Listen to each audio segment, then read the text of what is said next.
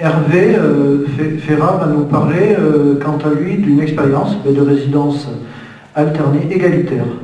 Oui, alors cette résidence alternée égalitaire, elle peut être bien, mais à partir du moment où elle a été décidée, disons conjointement avec l'autre parent, moi c'est pas le cas, donc je ne me trouve pas dans une situation forcément parentale très aisée, mais en même temps c'est ce qui peut me permettre de garder un lien solide avec mes enfants, de récupérer un peu les sottises qui ont pu être dites la semaine d'avant, et puis celles qui sont en préparation pour la semaine d'après, parce que c'est...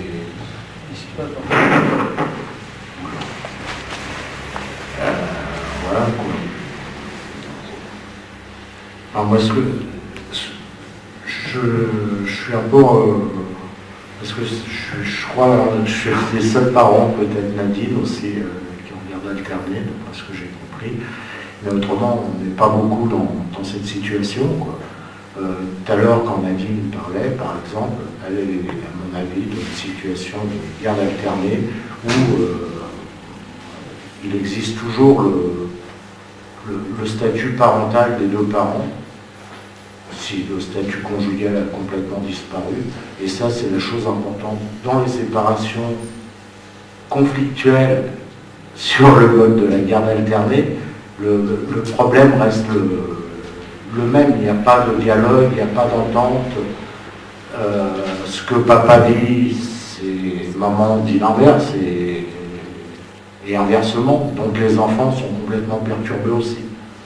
Après, moi, la raison pour laquelle je persiste à être pour la garde alternée, en tous les cas par défaut, c'est que dans ma situation, je m'aperçois que si je n'avais pas obtenu la garde alternée de mes enfants, je serais parti certainement des 40% qui ne voient plus leurs gosses. Et voilà, c'est mes gosses, et puis je suis leur père, quoi. Et dans le cas de Nadine, je vois que ça fonctionne complètement comme moi je pourrais... comme moi j'aurais envie que ça fonctionne pour moi et pour les autres. Voilà. Donc c'est là où je vais la défendre. Maintenant, le plus clair, à mon avis, il faut remonter bien en amont. Moi je suis d'accord pour que ça ne passe plus en justice, que tout soit traité par la CAF. Mais enfin, je pense qu'il y a beaucoup de route à faire avant d'arriver à ça, quoi. Mais une des bonnes alternatives, c'est déjà d'expliquer à des gens qui veulent être parents. Alors c'est vrai que dans le cas de couples qui ne sont pas mariés, comme moi, c'est peut-être plus contraignant. Mais dans le cas de couples qui se marient, c'est pas dur de glisser dans un contrat de mariage les droits et les devoirs que les parents doivent avoir auprès de leurs enfants en cas de séparation. Ça serait quelque chose de très simple. Et qui permettrait, à mon avis, de ne pas se retrouver dans les situations de conflit où on se retrouve par la suite, puisque, en fait, moi, par exemple, j'étais un très bon papa, la vie de la maman, et d'un seul coup, nous nous sommes séparés, et je n'étais pas un bon papa. Alors, je me dis, elle m'a menti avant, ou elle me ment maintenant, mais enfin, c'est le bordel, quoi.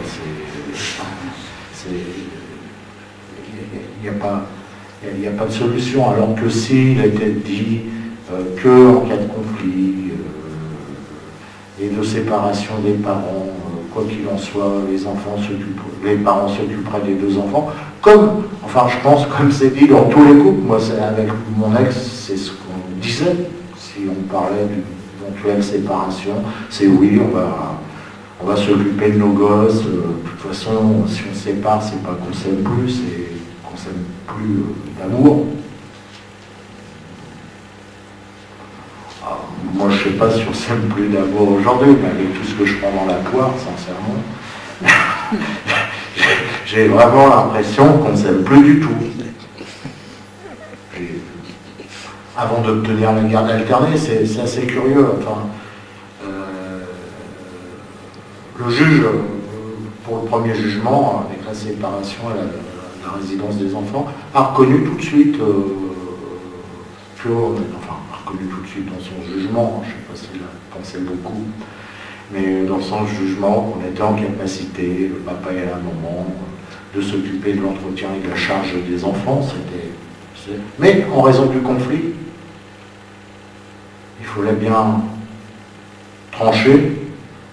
Je ne sais pas pourquoi il fallait trancher. Je ne sais pas, ça c'est. J'aimerais une explication de juge là-dessus, quoi. Et qu'il n'y aurait pas la garde alternée. Curieusement, par la suite, j'ai eu un droit d'élargissement de garde. Par la suite, j'ai eu la résidence alternée. Le conflit était encore plus latent que lors de notre séparation. Donc il y a un juge qui a, comme on dit, dédié. Il a balayé le premier jugement en faisant ça. Puis par la suite, je suis aussi tombé sur un autre juge parce que je suis un grand profondeur du palais de justice. Et en 7 ans, j'y ai été, je crois, 5 fois ou 6 fois. Enfin, il y a eu des reports d'audience. Avec les reports d'audience, ça doit être 7 ou 8 fois, quoi. Et la dernière fois au JAF, ça a été... la maman demandait à ce que les enfants puissent manger chez elle le midi, les semaines où ils étaient sous ma responsabilité, puisque je les mettais à la cantine et que le petit avait des troubles moteurs qui sont très légers. C'est vraiment très léger. Le juge a trouvé ça normal. Et puis il ne fallait pas séparer la fratrie non plus. Donc il viendrait manger le midi chez la maman. Donc ma garde alternée, enfin, ils ne l'ont pas fait pour toutes les journées, ils l'ont fait 2 fois dans la semaine. Ce qui veut dire que tous les mardis, tous les jeudis, les enfants mangent chez leur mère qui est chez leur grand-mère. En fait. Moi, dans ce truc, je vois rien de mal, je suis pour que les enfants voient les 2 parents.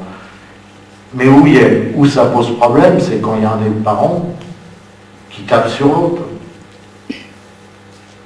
Cette année, je devrais aussi laisser mon enfant, parce que la maman, elle s'est arrangée, pour que le petit aille à sa séance de psychomotricité sur un créneau horaire où je ne peux pas l'accompagner. Donc comme le créneau horaire, c'est 13h30, elle m'a écrit en me disant, mais puisque tu ne peux pas t'occuper des enfants, je te demande d'avoir notre fils pour que je l'emmène moi-même à la séance de psychomotricité. Et comme ça, je le récupère à midi. Mais à ce moment-là, enfin, si on peut détricoter une garde alternée comme ça, en servant un peu d'un juge qui n'est pas très propre, Nathalie Malarbol, pour la nommer, quoi, qui est reconnu au palais de justice comme quelqu'un de pas bien, quoi. Et puis qu'à côté de ça, on peut aussi tricher en faisant des pseudo-manipulations sur les enfants et les récupérer complètement, quoi. C'est vrai aussi que le système de résidence alternée comme il est fait aujourd'hui, il n'est pas solvable. Parce qu'il faut vraiment la donner par défaut, et après c'est aussi à la charge du parent récalcitrant d'apporter la preuve. Et aujourd'hui, ce n'est jamais ça qui a été fait. Même sur les accusations, même sur les non-représentations d'enfants, même sur tout ça. Donc la garde alternée en définitive, dans ma situation, bien sûr, je suis content d'avoir la garde alternée, mais elle n'est pas fixe. On voit aussi qu'il y a des manipulations, comme tu en parlais tout à l'heure.